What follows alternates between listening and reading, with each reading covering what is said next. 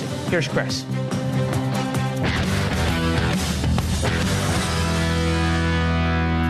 Chris Cuomo here. Thank you very much for joining us at NewsNation. We are exactly 2 weeks from Election Day. And in fact, there's already voting going on, and it's telling us something. More Republicans are voting early than they have in the past couple cycles. And personally, my belief is more voting, more better. I think campaign periods should be shorter, voting periods longer, mail-in and in person. Ironically, while this early voting data that we just got is seen as good for Trump, right? Why? Because it only tells us party registration. And the assumption is that Republicans will vote for him, Democrats vote. Is that true? I don't know. Maybe you have super motivated Republicans who are voting early, including people who are so against him being in their party, they want to come out. I think that's a minority opinion. The reason, however, this is the irony, this is seen as good for him. The reason they haven't been voting early is also because of him. GOPers used to vote early. They stopped in recent cycles, at least in part, because of the nonsense Trump made up about early voting. And in fact, they're still shy about mail-in voting, and that gives Democrats an advantage. But there's a bigger takeaway than the ratio of numbers that we're seeing in this early voting data. It's not the ratio, it's the rationale for it. People are voting early, in my estimation, because people are making up their minds and digging in on beliefs thanks to the flood of manipulation online much sooner than we're used to seeing. Voters traditionally in presidential elections would wait to decide who they wanted a week, 2 weeks out. Okay? Why? Well, it was vacillation. What do I think about this? How much do I weigh?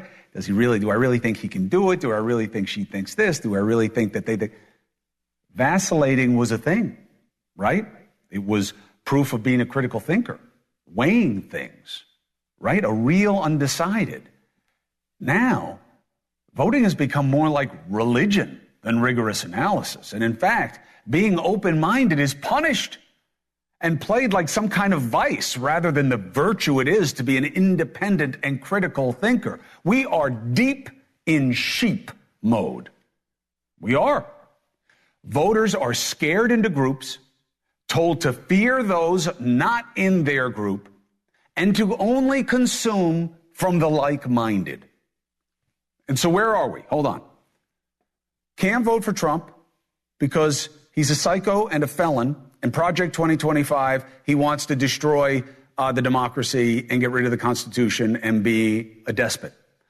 On the other side, Kamala Harris, by the way, she may not be as bad as Walz. He may be a Manchurian candidate. And Harris, forget about socialism, she's a communist. And she has a radical wing of her party that owns her.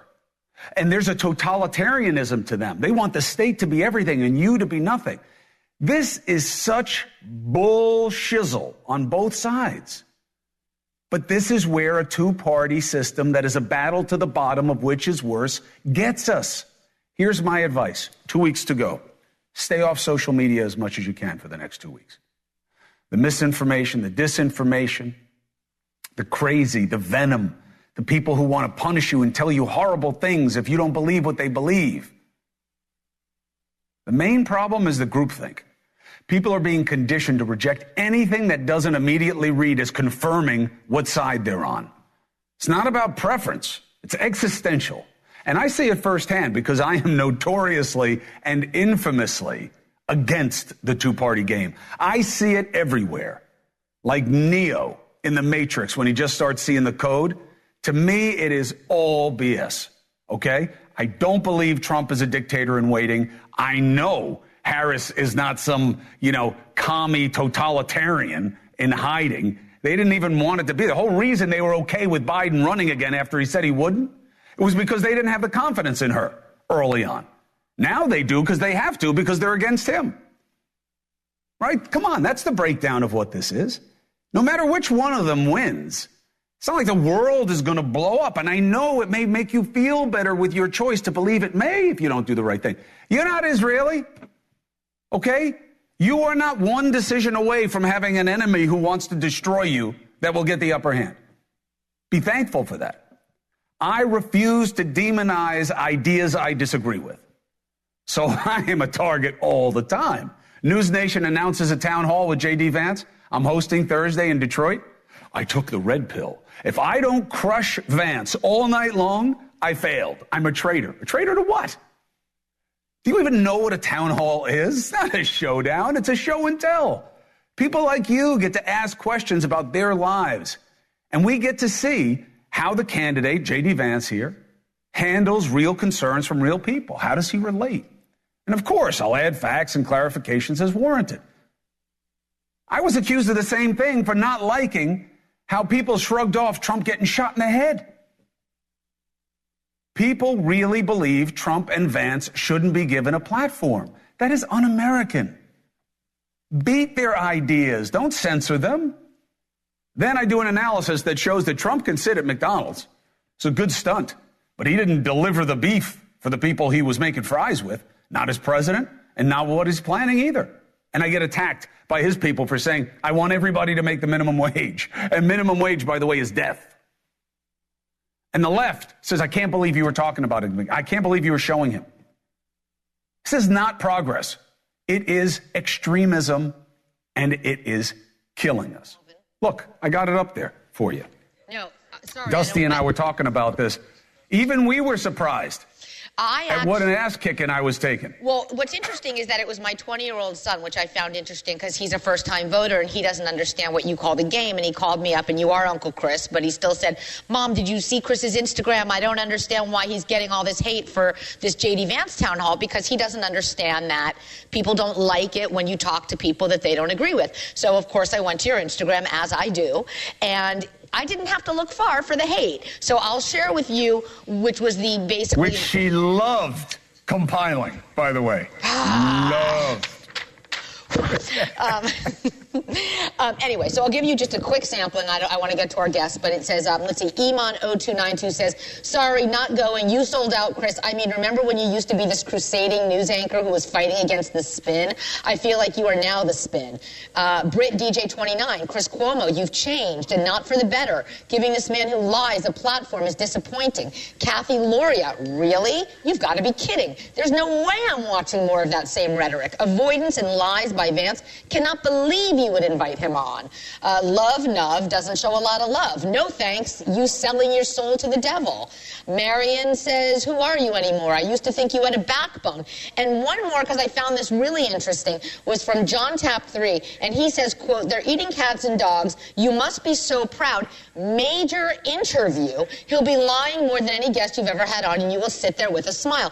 And what struck me about that, and there were many like that, was that what you said just a moment ago, they don't understand what a town hall is. You are not sitting down for a major interview. You are a facilitator to the people to get to ask their questions of someone they agree or disagree with or just don't simply know.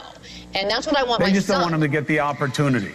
And look, it was like last night. You criticized Trump. You have lost anyone who's considering voting for him. They don't want to hear it. Forget about personally criticizing him. I didn't even say anything about him personally, except that he would eat all the profits at McDonald's because he loves fast food so much and he's so overweight. And that's fine. I stand by that. But just talking about the policies, these people became enraged. The idea that you would raise the minimum wage. How dare you? And you know what? A lot of them make the minimum wage. That's how crazy. It's the only populist movement I've ever been around that caters to the corporate class. So it's bizarre to me. And I think it's interesting that it was a first-time voter like my son that was really baffled by it. He didn't understand it at all. It was like, why do they have a problem with this? So I think it's a good lesson, if anything else, for the students. Yeah, you know what, Syracuse. though? You know, this is his generation of people who are growing up with social media as the main outlet. Yeah. And it is all 100 or 0 all the time. I mean it. For the next 2 weeks, if people are voting, and, you know, I hope you are, because I do believe in the franchise. I do believe the more voting, the better for our democracy. I'd stay off social media. You are not going to get help in making your decision there. I really believe that. A lot more. I bet you do. Do you want me to keep reading? I bet you. Let's save them. Do you want me to keep reading?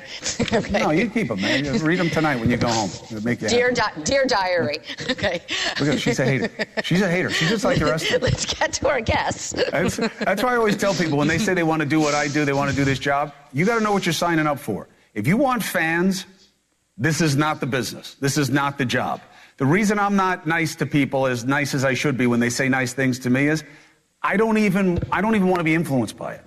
Because I don't let the hate get in. I'm not letting the love get in either. Because both of them, sometimes it's coming from a good place. Sometimes the haters are right. But very often it's just gratuitous. They're only giving it to you because you agreed with them. That's not what the job is. The job is not about making fans. It's not. Today, Trump and Harris each made their pitches to Latino voters. Now, remember, we talk about the black vote a lot more than the Latino vote, but the Latino population is much bigger than the black population. And they are very different than the perception of a minority voter. There's a lot of family dynamic. There's a lot of religion in family dynamic. There's a lot of conservatism at play. 15% of the electorate. Crucial voting bloc, especially in some of the swing areas. So Harris released an economic plan aimed at Latino men. This afternoon, she sat for an interview with Telemundo, Spanish language network. That airs tomorrow. Trump held a roundtable with Hispanic leaders at his golf course in South Florida. He warned the country could become a dictatorship if he lost the election. Take a look. If we lose this election, we may not have a country anymore. We may not, we never, and I've heard this from a lot of very smart people that are very straight down the middle. They say, we may never have an election again in this country. We all know what's happened with Venezuela. This was 20 years ago one of the great countries of the world, and now it's troubled, to put it mildly. And I said it would be Venezuela on steroids.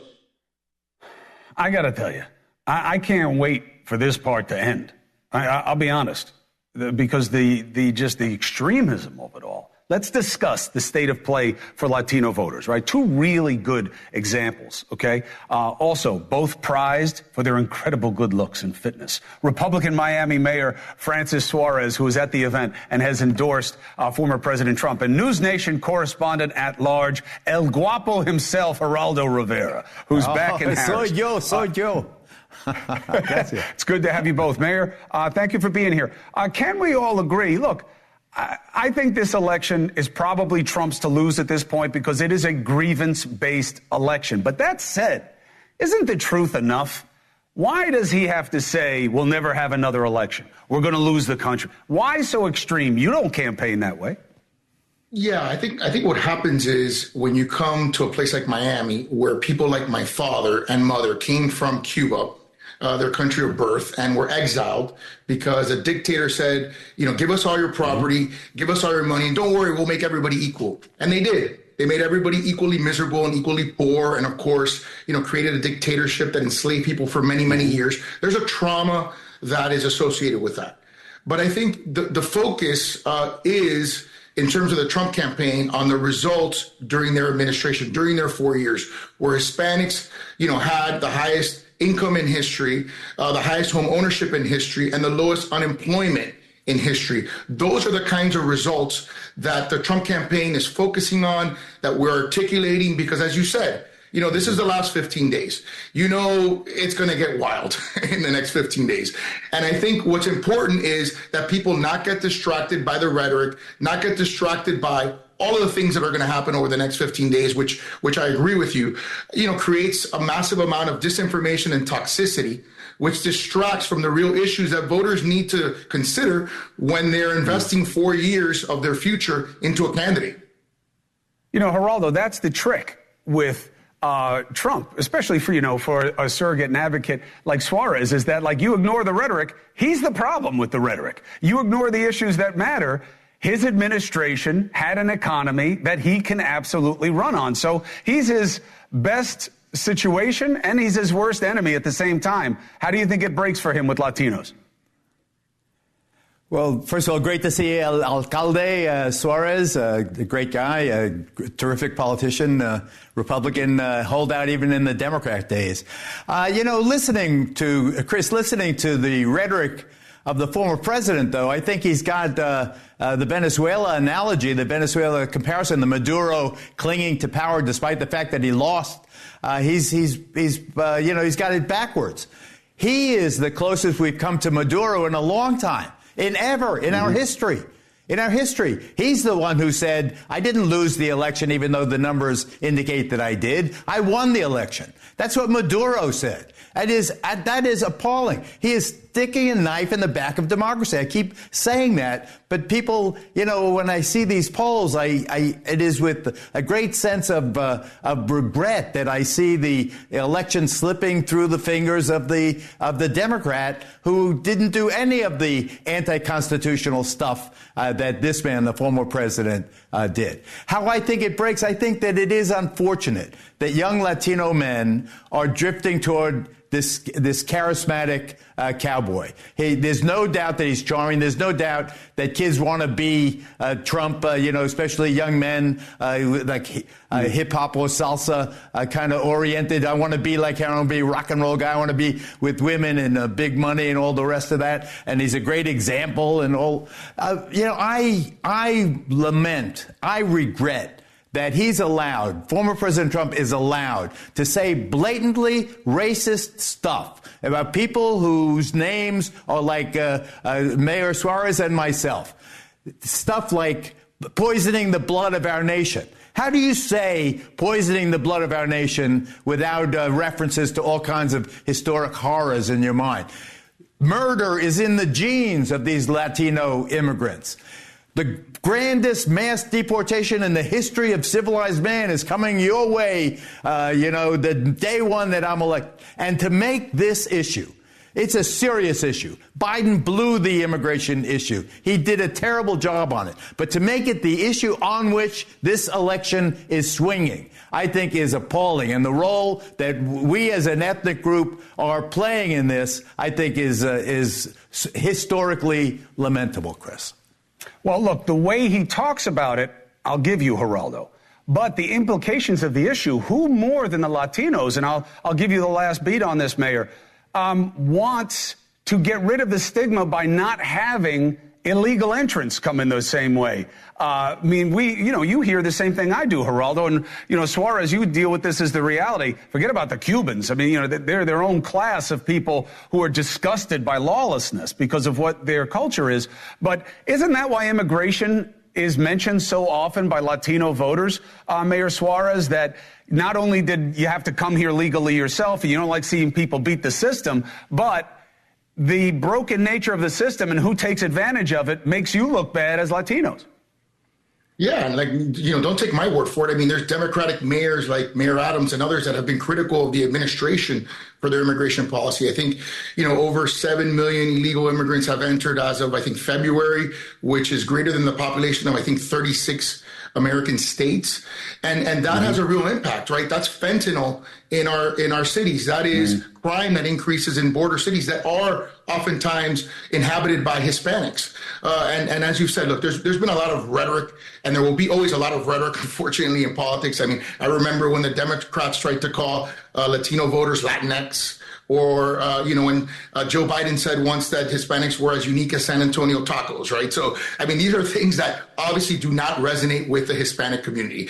What the Hispanic community cares about is what every community cares about. They want to have a safe and secure and prosperous future. They want to make sure that while President Trump was signing Abraham Accords in Israel, what we've seen under this administration is the world has become less stable. While the inflation was through the roof under this administration, we saw a tremendous prosperity under the Trump administration, and we saw a border that was under control and has now, as Geraldo very aptly said, gotten out of control. By the way, please don't ever compare my looks to Geraldo. He's far better looking than I am. I can never compare to him or you. So I'm always going to be struggling in those regards. No, listen, I'm an expert on this. You're both handsome men, and Suarez is in good shape. But you are right. You are no Geraldo Rivera. I got to tell you something. I don't know what he's taking. I don't know what he's doing. But I'm going to find out, and I'll tell you how I'm going to find out, Mayor, because he's a liar. You can't trust him. Not about his vanity. His wife is going to tell me someday. Someday, I'll be there. Geraldo will go. I'll say I need something. He'll go to get it, and I'm going to say to his wife, I haven't been well. What is he taking? And that's when I'm going to get the secret. I'm not going to get in the middle of that, but at the risk of flattering Chris, I can tell you that you're my dad's number one. My dad is your number one fan, and so it's always fun to be with you. Mayor Suarez, thank you for your take. We'll watch the election together. We'll talk about it afterwards. Geraldo Rivera, I love you. Thank you for being with us. Sounds good. 4 minutes and 5 seconds coming up. So Alan Lichtman says, I am wrong. My analysis of this is a grievance election, very tough for the person who is in control of the status quo, being the incumbent. I think that will be the decision making in this process. He says, I have it wrong. What's the difference between two of us?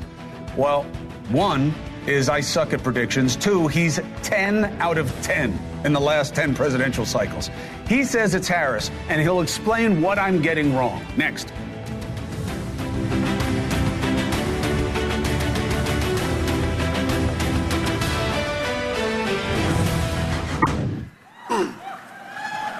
And going into this election, the spotlight is on us more than ever, and I think it's important to use your voice. So I'm encouraging everybody to get out and vote, please. I also think that people shouldn't be afraid to express their opinions. And I don't think anyone wants an America where people are worried about retribution or what people will do if you make your opinion known. I think Vice President Harris supports a future for this country where these freedoms and many others will be protected and upheld. And here to tell you much more about that, President Barack Obama.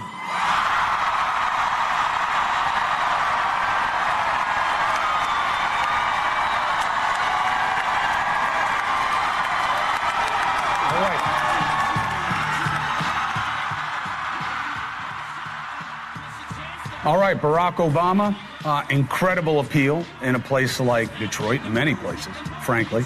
I know we just heard former President Trump saying that all these world leaders didn't like Obama. Wasn't my experience covering his administration, and it's certainly not going to be the experience on the ground in Detroit. But Barack Obama is not on the ballot. He's at a Tim Walz event. Eminem being there, another hometown hero. He did it right, Eminem. He got in and he got off. That's the way a celebrity should maximize their power. That's how you do it. Here I am. You know who I am. You know what I'm about. Say something quick and get off. Nobody wants to hear that much from you. And we're not going to listen to Obama because he's not on the ballot. And we know what his message is going to be. He's in favor of Vice President Harris. He wanted her as Biden's pick, something Biden was never completely comfortable with, is my understanding. Now, Professor Alan Lichtman, presidential historian, put together with a partner the 13 keys, metrics that when you look at them, if you get the majority against you, you're going to lose. And they take into consideration all these measures of the status quo, but also the individual. He says, based on the keys, although he's never done a race like this one before, Harris wins. But I don't see it. So I wanted to bring him back in. Professor Lichtman joins us now. Great to see you, first, Chris. Good to see you, Professor, as always. And I call you Professor because you are, but also in deference because you teach me all the time, and I benefit from you very greatly as a tool in my trade. One thing we both agree with, you have been getting a lot of teeth on the hiney in this election cycle that is different than your experience in the past, even if people didn't like your prediction. They have not responded to it the way they are now. Tell us. Yes. First of all, my predictions are totally nonpartisan. I predicted the two most conservative presidents of our time, Ronald Reagan and Donald Trump, along with liberals like Barack Obama. And believe me, predicting Trump did not make me very popular in 90% plus Democratic D.C., where I teach at American University. I've been doing this for 42 years, and I'm constantly getting criticism. But Chris, I have never experienced anything close to the hate that has been reaped upon me this time. I've been getting feedback that is scurrilous, vulgar, violent, threatening, and even beyond that, the safety and security of my family has been compromised. We've had to notify the police. We've had to take very strong preventive measures. This should never happen in our society. And I have to say, I attribute it to the toxic influence of Donald Trump, a guy who's constantly stoking violence, who calls his opponent vermin are to be exterminated. I guess because I'm not predicting him, I count as vermin as well. But, I get some amusing criticism, too. I can't tell you how many people say, I can't be trusted because I'm wearing a wig. Well, Chris, the hair is real, even though I'm 77. Well, good to hear it, Professor. Sorry to hear about the other part. But look, these days, that's what we sign up from. And I take solace I take solace in the fact that it's almost, for me, all social media. It used to be that when people wanted to kill me, they were with real groups and had real access and would give you a real plan. Now it's just, some jerk who's popping off most of the time. All right, so now help me understand something. Yeah. Here's how I see it. Tell me what I have wrong. It's a grievance election. Therefore, it is Trump's to lose because he is the outsider. He is the disruptor. Harris is not running against Trump as much as she is running against that grievance. Groceries are not what they were. It's on your watch. The border's a mess. Absolutely on your watch. And then I didn't like Biden because I thought that he was losing it. They did a weird swap in with you, and you are not some huge figure that changes my analysis of my grievance. You lose. What am I getting wrong? Yeah, nothing personal. I love you. I think you're brilliant. What you're getting wrong is you can always cherry pick particular factors and say these factors are going to decide the election. You could cherry pick other factors, like those who called it for Harris, and make the opposite argument. That's why it's nothing personal, but I don't take any prediction from anyone that doesn't have an extensive track record of successful advanced predictions. I have a 40-year record. I'm not saying everyone has to have a 40-year record. So my predictions have stood the test of time, and my indicators have always been right. And there are a very wide range of indicators that look at the economy, let's put them up. Dusty, did you have the 13? Foreign policy, and don't cherry pick individual. So let's just look at it real fast. Party mandate. Okay, fine. She's got it, even though that's a little bit of a weird one. No, she party loses contest. Right. She loses party mandate. Why? It's based on U.S. House elections, and the Democrats lost House seats in 2022. All right. So party contest is the one I'm talking about. But she. Yeah. I was very critical of the Democrats because I thought they were not only going to bump out Biden, but head for a big party brawl and lose both the incumbency key and the contest key, which is very specifically defined. And no White House party since 1900 has ever won re-election when they've lost both those keys. Maybe the Democrats listened to me. I doubt it, but they, for once, seem to have grown a spine and a brain, and they united overwhelmingly behind Harris, avoiding the loss of the contest key. See, I have a different take on the party contest key because I believe they screwed it up by not having a real primary. But okay, mandate, contest, incumbency. I'm sorry. As I said, I get this every day. People saying, we know better how to define your keys. That's fine. Develop your own prediction system. But if you're going to use my system, you got to stick to how the keys are defined. Okay, so incumbency, we get it. Third party, he's out of it. He joined Trump. Short-term economy. I think short-term economy, long-term economy, even though she could make the case, I think with the voters, they go against her.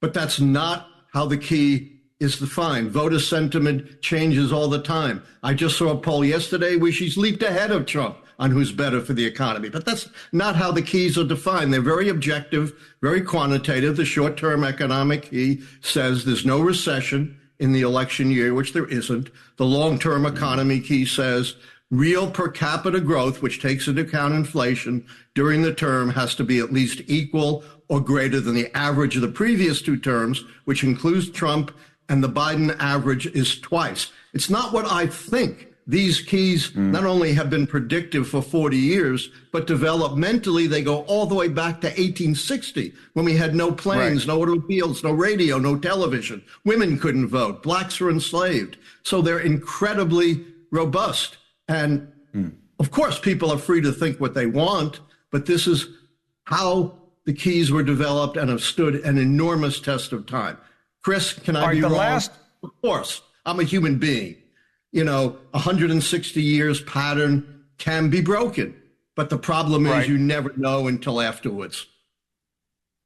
All right. Listen, Professor, we'll talk about it once more, I hope, before the election, and then we'll talk a lot after it, okay? I always own up to my predictions. I can always be falsified. Listen, you got no problem with me, Professor Lichtman. I've been a fan and a friend for a long time, and that's never going to change. Professor Alan Lichtman, thank you very much. We'll see. I'll check in with you next week. That is the key, by the way, that Lichtman, that's how he gets me. He has a very specific reckoning of each of those things. That's what I get wrong every time. When I go a different way from him, I've always lost. It's true. 4 minutes, 30 seconds. Up next, as the allegations against Sean Diddy Combs now change in their nature, meaning what? It's not the number. It's not even the type of accusers. It's who else they're bringing in. So now we have two factors. Is a culture being revealed? And are there people who have been victims and perpetrators in that culture that will blow your mind? Someone who lived it will tell you what could be coming.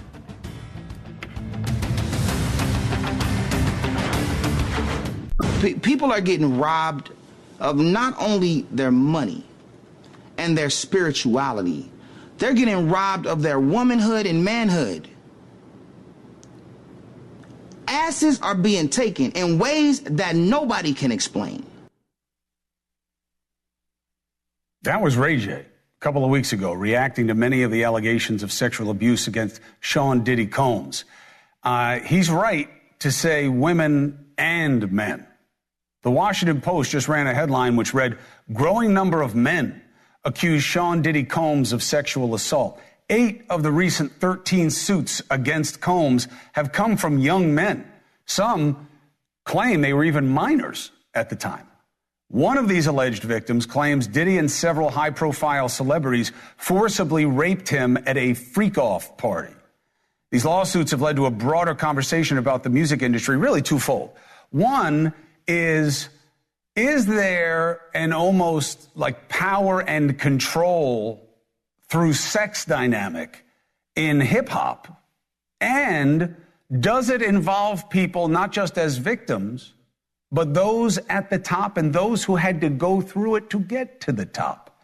Ray J knows not just Diddy, but the business and the culture. He joins us now. It's good to see you again. What's up, Chris? So, Ray J, help us understand. The uninitiated, the idea of consenting adults, males, straight males, being victimized or agreeing to have sex with other men as part of an industry. You believe that that is a possibility? I think it's a fact. It's been going on. I was born in 81, but it's been going on, especially at least since the 90s, and that's just me knowing what it is. I'm not going to say seeing what it is, but having certain friends who has told me about this and what they do and why they do it, and still try to say that they don't really like it, right? It's a power trip, and it hits hard. And not only is it the truth, it's real hard. And there's no way to do this and to take somebody without their consent. And if that arouses you, then that must mean this is who you are, so you don't need to hide it. But at the same time, it's just all dark. I can't, everything that they're saying about Diddy is alleged, but it's happening. It's happening in today's society, and it's not okay. And I'm not cool with it. And I've spoken on it, and I've even gotten upset a few times in the past on recent interviews and made threats that I would have somebody do that to somebody, right? That's how crazy my mind went just because of certain things that I'm from the West Coast, and death row days was pretty crazy, and that's what was going on. Growing up sometimes in this industry, it's messed up. So what we're talking about is not men who are gay who don't want to be known as gay for whatever cultural or personal reason. You're saying that there are people that people know who are big stars who have been victimized or have had to consent to sexual acts that they didn't want to, but that's the way it is in the industry, even man on man, man on woman, woman on woman, that it could go any way.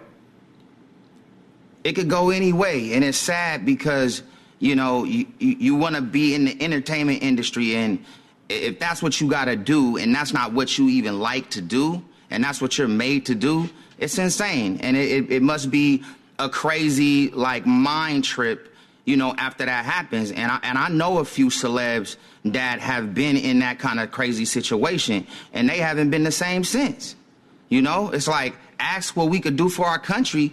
Ask the country, or right now in this situation, I can't do that because all I would be thinking about is them thinking about my ass. It's just not okay. That is not okay. I mean, if that's not what you with, right? And so, again, we're in a crazy situation right now. It's a lot of people coming out saying a lot of things, even in that space. Who knows if that's true or not, but I can tell you this. What is true is that people are being taken, and it's not cool. Ray J, thank you for speaking your truth. Thank you for speaking it here. Let's continue the conversation, and I appreciate you. Thank you, Chris. We'll talk more about it. I might say some names next time.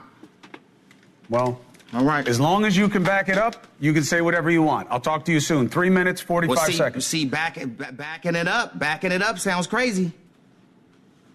No. Pause. You know what I mean. I'm saying, you can't just say somebody's name. I got to be able to know.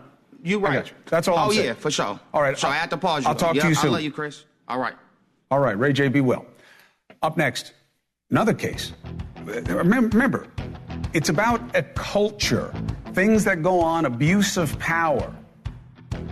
Remember those Abercrombie and Fitch ads? All that provocativeness and playing to that, and that's what about it was too young. What are we doing here? Now an indictment involving the former CEO and 2 other men charged with criminal sex trafficking. What was going on? The allegation? Dozens of men who were allegedly lured into sex parties, drugged, promised modeling jobs. The lawyer for some of the victims will detail the allegations.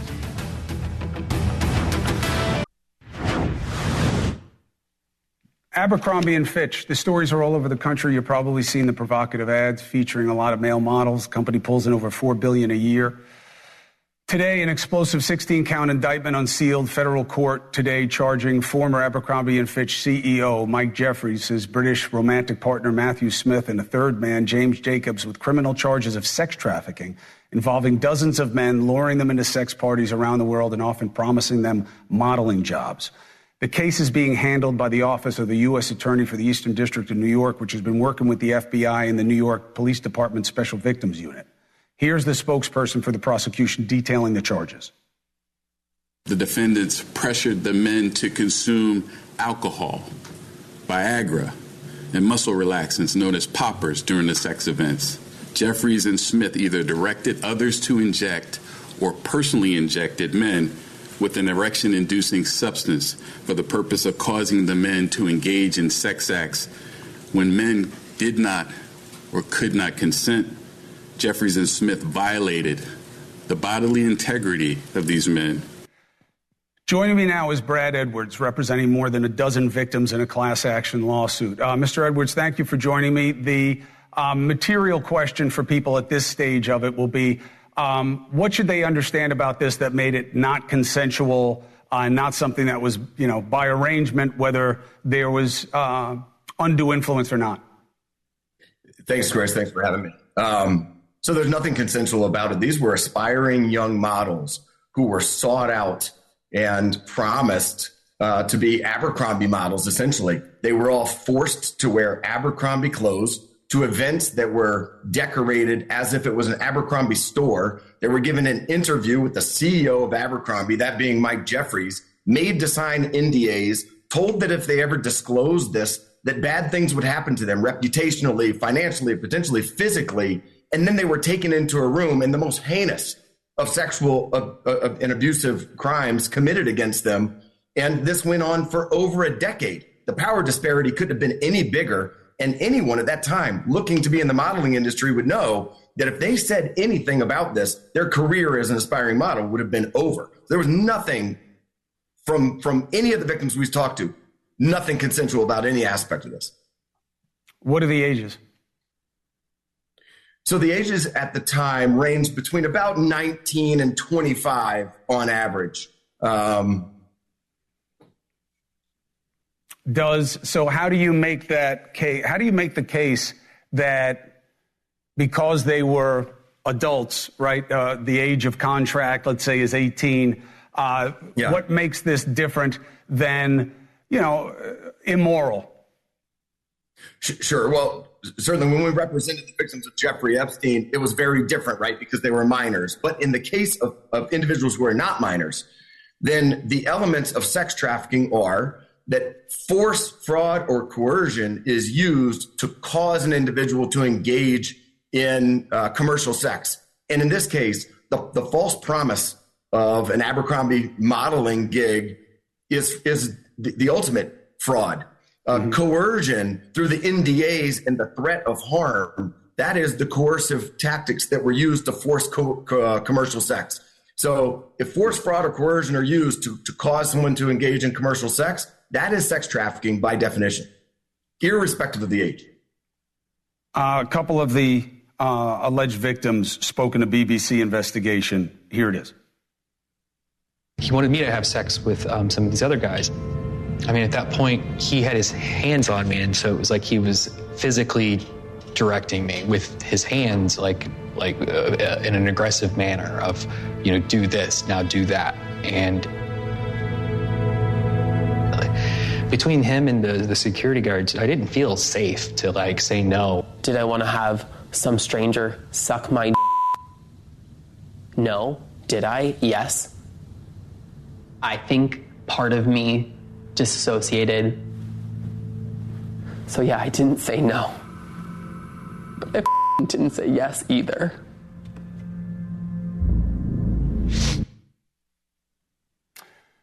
We will stay on the case, counsel. Thank you very much for spelling it out at this stage. Let's see what winds up being offered up. And of course, what's offered up is defense as well. Thank you very much. Thank you, Chris. Appreciate it. Thank you. All right, Brad Edwards, appreciate it. We'll be right back.